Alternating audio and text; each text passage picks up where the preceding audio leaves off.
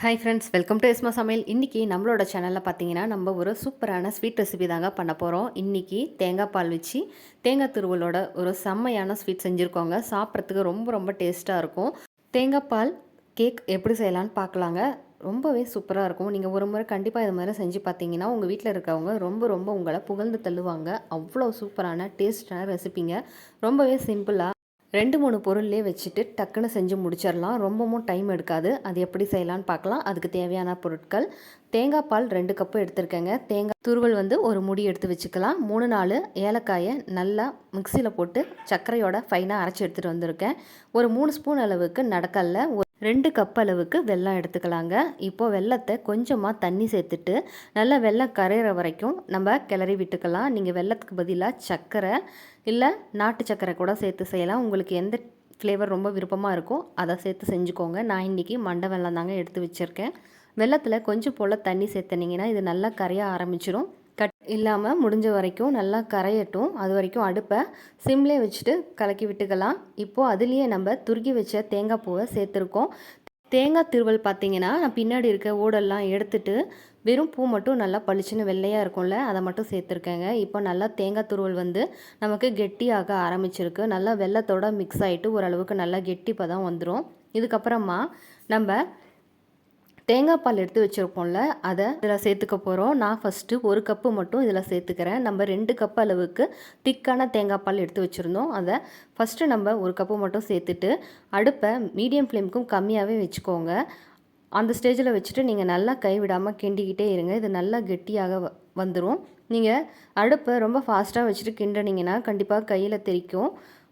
பாருங்கள், இப்போ எப்படி நல்லா தகதகன்னு கொதிச்சு வருதுன்னு. நமக்கு தேங்காய் பாலும் நல்லா திக்காக ஆரம்பிச்சிருச்சு. இது நல்லா கெட்டியாக சுண்டி வரும். அந்த வரைக்கும் நம்ம கிளறி விட்டுக்கலாம்.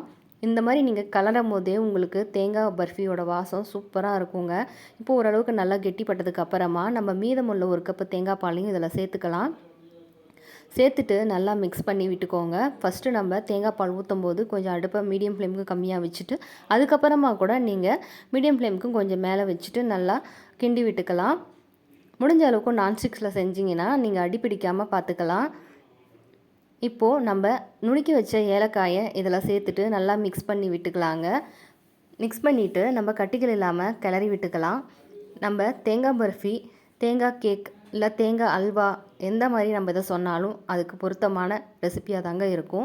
இப்போ நம்ம நடக்கலை எடுத்து வச்சுருக்கோம். அதை நல்லா ஃபைன் பவுடராக அரைச்சிக்கலாம். அதாவது நம்ம நடக்கலை உருண்டைக்கு செய்வோம்ல, அந்த பக்குவத்தில் அரைச்சிட்டு வந்திருக்கோம். இது ஆப்ஷனல் தாங்க. நீங்கள் நடக்கலையை அப்படியே கூட சேர்த்துக்கலாம். இல்லை நடக்கலைக்கு பதிலாக பாதாம், முந்திரி இந்த மாதிரி நட்ஸ் உங்களுக்கு எது தேவையோ அதையும் சேர்த்துக்கலாம்.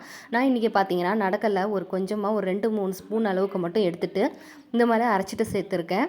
இதை நல்லா மிக்ஸ் பண்ணி விட்டுக்கலாம். நம்ம நடக்கலை சேர்த்துருக்கிறதுனால டக்குன்னு கெட்டிப்பட ஆரம்பிச்சிரும். பாருங்கள், நல்லா நமக்கு திரண்டு வர ஆரம்பிச்சிருச்சு. இந்த ஸ்டேஜில் கடைசியாக நம்ம ஒரு 10 மில்லிகிராம் அளவுக்கு மட்டும் நெய் சேர்த்துனா போதும்.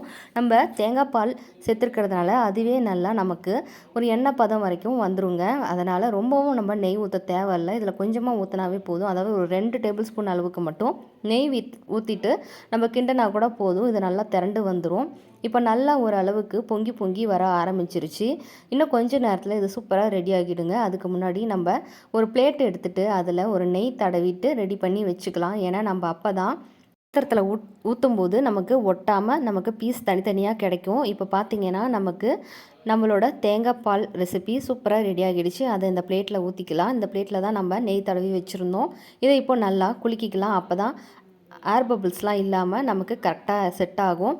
ஓரளவுக்கு நல்லா ஆறுனதுக்கு அப்புறமா இந்த மாதிரி உங்களுக்கு எந்த ஷேப்பில் பீசஸ் வேணுமோ அந்த ஷேப்பில் கட் பண்ணி எடுத்துக்கோங்க. இந்த மாதிரி கட் பண்ணிவிட்டு கொஞ்சம் நேரம் விட்டுட்டிங்கன்னா சீக்கிரமாகவும் நமக்கு ஆறும், பீசஸும் சீக்கிரமாக ரெடி ஆகிடும். இப்போ நம்மளோட பீசஸ்லாம் சூப்பராக ரெடி ஆகிடுச்சுங்க. இதை இப்போ நான் உங்களுக்கு புட்டு காட்டுறேன் பாருங்கள். ரொம்ப ரொம்ப சாஃப்டாக இருக்குது. ரொம்ப ஹார்டாலாம் இல்லாமல் நம்ம சாப்பிட்றதுக்கு ரொம்ப ரொம்ப சூப்பராக எம்மியாக இருக்குங்க. நீங்களும் கண்டிப்பாக உங்கள் வீட்டில் ட்ரை பண்ணி பாருங்கள். நம்மளோட சேனலில் போய் நம்மளோட வீடியோஸ் பாருங்கள். உங்களுக்கு பிடிச்சிருந்தால் சப்ஸ்கிரைப் பண்ணுங்கள், லைக் பண்ணுங்கள், ஷேர் பண்ணுங்கள். சப்ஸ்கிரைப் பண்ணலைனாலும் பரவாயில்லைங்க, அட்லீஸ்ட் ஒரு லைக் அது போட்டு விடுங்க. அப்போ தான் நம்மளோட வீடியோஸ் எல்லாமே மற்றவங்களுக்கும் போய் சேரும். தேங்க்ஸ் ஃபார் வாட்சிங் மை வீடியோ.